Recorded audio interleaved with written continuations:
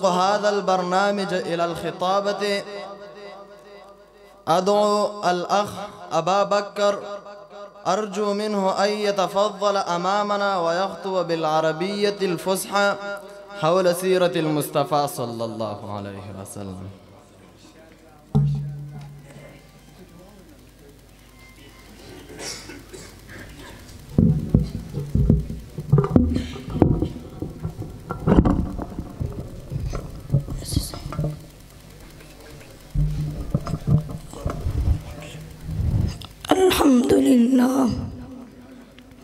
الحمد لله الذي بعث في الناس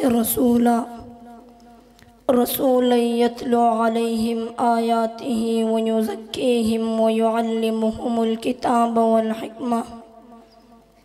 أحمدك يا رب على أن اخترت الرسول الكريم ليكون نورا للعالمين، ثم الصلاة والسلام على سيدنا محمد الذي كان ضياء للسالكين وقدوة للناس أجمعين. أما بعد، فأعوذ بالله من الشيطان الرجيم. بسم الله الرحمن الرحيم. وما أرسلناك إلا كافة للناس بشيرا ونذيرا ولكن أكثر الناس لا يعلمون.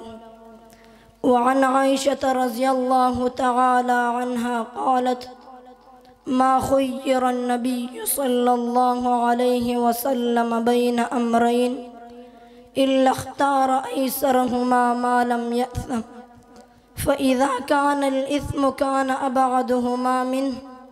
والله ما انتقم لنفسه في شيء يؤتى إليه قط حتى تنتهك حرمات الله فينتقم لله. صدق الله العظيم وصدق رسوله النبي الكريم. وقال حسان بن ثابت رضي الله تعالى عنه: وأحسن منك لم تر قط عيني، وأجمل منك لم تلد النساء، خلقت مبرأ من كل عيب كأنك قد خلقت كما تشاء.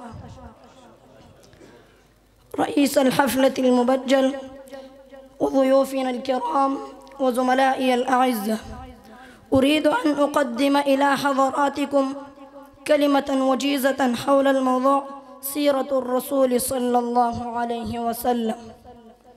إخوة الإيمان، إن كلامنا اليوم عن قائدنا وسيدنا وعظيمنا وقرة أعيننا نبينا محمد عليه الصلاة والسلام، من قال عنه ربه: وما أرسلناك إلا رحمة للعالمين.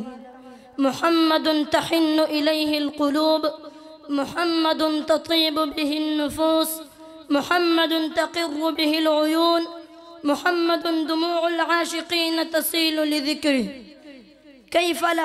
كيف لا تشتاق إلى من بكى الجمل عند رؤيته وشكا إليه ثقل أحماله؟ كيف لا تشتاق إلى من حن الجذع اليابس لفراقه؟ فيا معشر المسلمين، الخشبة تحن إلى رسول الله صلى الله عليه وسلم شوقا إلى لقائه،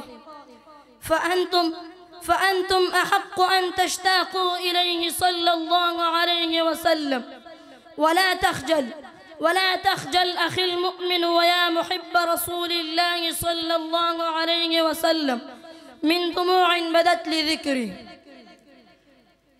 لما بلغ صلى الله عليه وسلم يتيم الأب، فأحاطه الله عز وجل بعنايته وخصه برعايته، وامتن عليه سبحانه وتعالى بقوله: ولسوف يعطيك ربك فترضى ألم يجدك يتيما فآوى.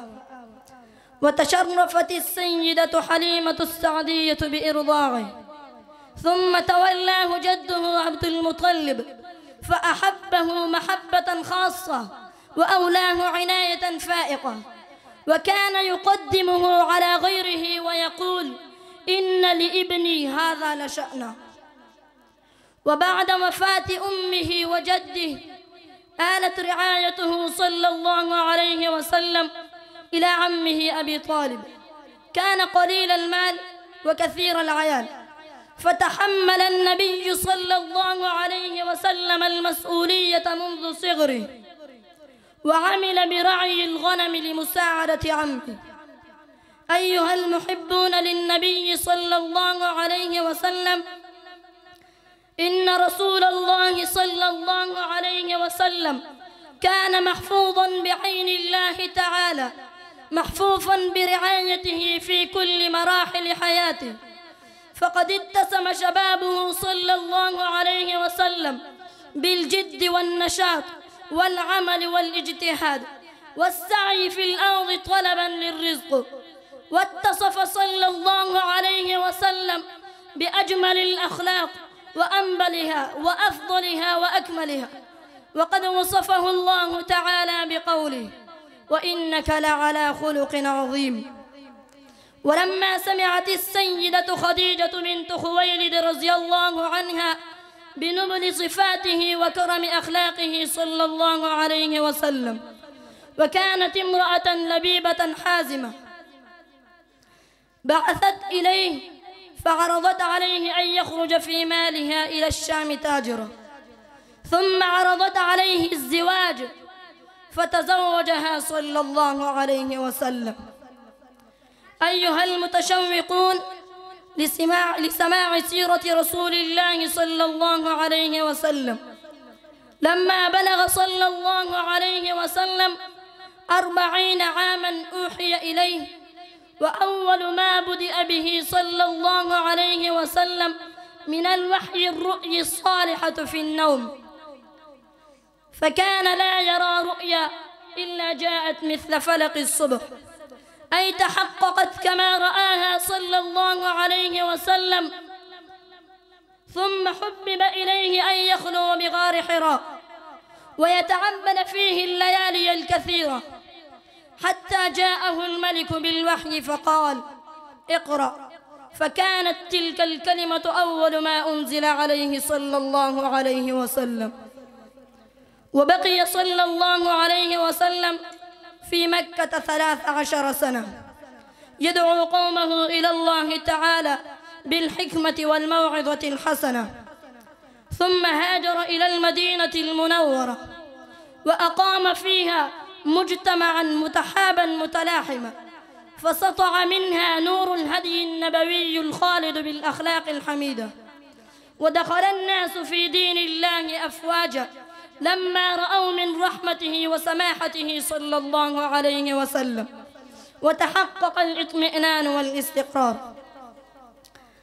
أخيرا أريد أن أقرأ شعرا بإذنكم: بأبي وأمي أنت يا خير الورى، والصلاة ربي والسلام معطرا، يا خاتم الرسل الكرام محمدا، بالوحي والقرآن كنت مطهرا، لك يا رسول الله صدق محبة، وبفيضها شهد اللسان وعبرا، لك يا رسول الله صدق محبة لا تنتهي أبدا ولن تتغيرا، لك يا رسول الله منا نصرة بالفعل والأقوال عما يفترى. وآخر دعوانا أن الحمد لله رب العالمين.